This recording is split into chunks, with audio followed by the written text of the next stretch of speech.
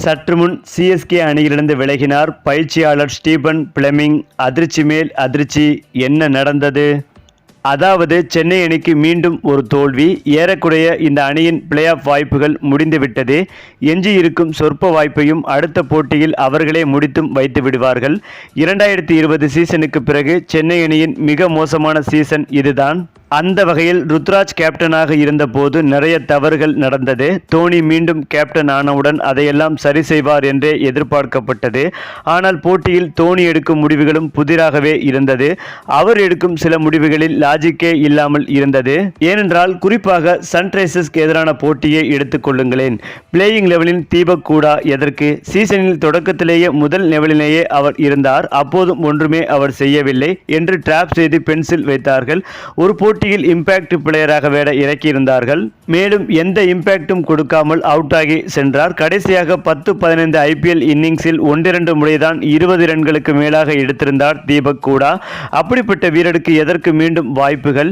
நேற்று ஓபனிங்கில் இறங்கிய ஆயுஷ் மாத்ரேவுக்கு 17 வயது, ஷேக் ரஷீதுக்கு 21 வயது. இவ்வளவு இளம் வயது பேட்டர்களை சிஎஸ்கே ஓபனிங்கில் இறக்கும் என யாருமே எதிர்பார்க்கவில்லை. இந்தளவுக்கு ரிஸ்க் எடுக்க தயாராக இருக்கும் போது தீபக் கூடாவுக்கு பதிலும் இன்னொரு இளம் வீரரை எடுக்க தோனி வாய்ப்பு கொடுத்து பார்க்கலாமே. அதே மாதிரி சடேஜாவை நம்பர் 4க்கு ப்ரமோட் செய்திருக்கிறார் தோனி. இந்த முடிவே விமர்சனத்திற்குள்ளானது. ஏனென்றால் சடேஜா டெத் ஓவர்களில் பெரும்பாலும் வேகப்பந்து வீச்சாளர்களை எதிர்கொண்டு பழக்கப்பட்டவர். ஆனால் நம்பர் 4ல் வரும்போது ஸ்பின்னர்களை அதிகம் எதிர்கொள்ள வேண்டி இருக்கிறது. மேலும் ஸ்பின்னர்களுக்கு எதிராக நடப்பு சீசனில் சடேஜாவின் ஸ்ட்ரைக் ரேட் 100க்கும் கீழாகத்தான் இருந்தது. அப்படி இருக்க அவரை ஏன் பவர் பிளேக்குள்ளாக தோனி இறக்க வேண்டும்? 2020 சீசனில் சாம் கரனை ஓப்பனிங் எல்லாம் இறக்கி பார்த்திருந்தார். அதுவும் ஒர்க் அவுட் ஆகவே இல்லை. இதோ இப்போது நம்பர் 3ல் இறக்கி பார்த்திருக்கிறார். அதுவும் வேலைக்கு ஆகவில்லை. அதேபோல் இப்போது அணியில் எடுக்கும் ஓட்டைகளை மறைக்க டேமேஜ் கண்ட்ரோல் ஆப்ஷனாக பிச்சை கையில் எடுத்து விமர்சித்து கொண்டிருக்கிறார்கள். இதே பிச்சில் மற்ற அணிகளெல்லாம் அத்தனை சௌகரியமாக ஜெயிக்கின்றார்கள். இந்த நிலையில்தான் இது குறித்து சிஎஸ்கே அணியின் தலைமை பயிற்சியாளர் ஸ்டீபன் பிளெமிங் கூறியதாவது: இந்த ஆட்டம் எங்கள் சீசன் எப்படியானது இருந்தது என்பதை பிரதிபலிக்கிறது. இன்று பேட்டர்கள் பாசிட்டிவ் இன்டென்ட்டுடன் ஆட்டத்தை தொடங்கினார்கள் என நினைக்கிறேன். இருந்தாலும் முக்கியமான தருணங்களில் சில தவறுகளை செய்தோம். அவை வேகத்தை குறைத்துவிட்டன. பிராவிஸ் சிறப்பாக ஆடினார். அவரது விக்கெட் முக்கிய திருப்புமுனையாக அமைந்தது. ஒரு சிறப்பான கேட்ச் எங்களை வீழ்த்திவிட்டது. இதற்கு முன்பும் இதே போல ரியான் பராக் ஒரு சிறப்பான கேட்சை பிடித்து எங்களிடமிருந்து போட்டியை படித்தார். இந்த போட்டியில் 2 அணிகளுமே பதட்டத்துடனே ஆடியதாக பார்க்கிறேன். நாங்கள் பந்து வீச்சில் வாய்ப்புகளை உருவாக்கினோம். ஆனால் பேட்டிங்கில் சுமார் 25 ரன்கள் குறைவாக அடித்திருந்தோம். எதுவும் கைகூடவில்லை.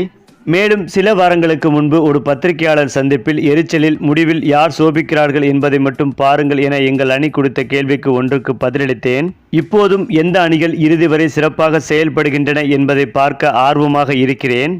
அடுத்ததாக ஏலத்தில் சரியாக செயல்படாததன் விளைவுதான் இது என இப்போது நினைக்கிறீர்களா என்ற கேள்விக்கு எங்கள் செயல்பாட்டை பார்க்கும்போது ஏலத்தில் சரியாக செயல்பட்டோமா என்ற கேள்வி எழுவது சவாலானது.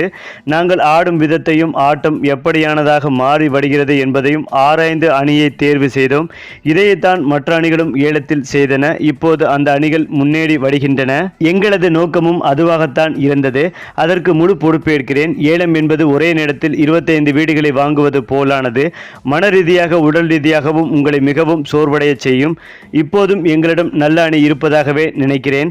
காயங்கள், ஃபார்ம் பிரச்சனைகள், கைகூடாத யுக்திகள் என இந்த சீசனில் பின்னடைவுகள் அதிகம் இருந்தன என்றார் ஸ்டீபன் பிளெமிங். இந்த நிலையில்தான் சிஎஸ்கே அணியின் தொடர் தோல்வி காரணமாக தலைமை பயிற்சியாளர் ஸ்டீபன் பிளெமிங் சிஎஸ்கே அணியிலிருந்து விலக முடிவெடுத்துள்ளதாக ஒரு தகவல் பரவி வருகிறது.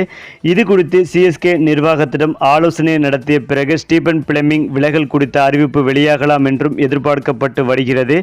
இந்த தகவல் ரசிகர்களுக்கு அதிர்ச்சி கொடுத்து வருகிறது. சரி, இப்போ நீங்கள் சொல்லுங்கள், ஸ்டீபன் பிளெமிங் விலகல் குறித்த அறிவிப்பு பற்றிய உங்களுடைய கருத்துக்களையும் உங்கள் கமெண்ட்டில் சொல்லுங்கள்.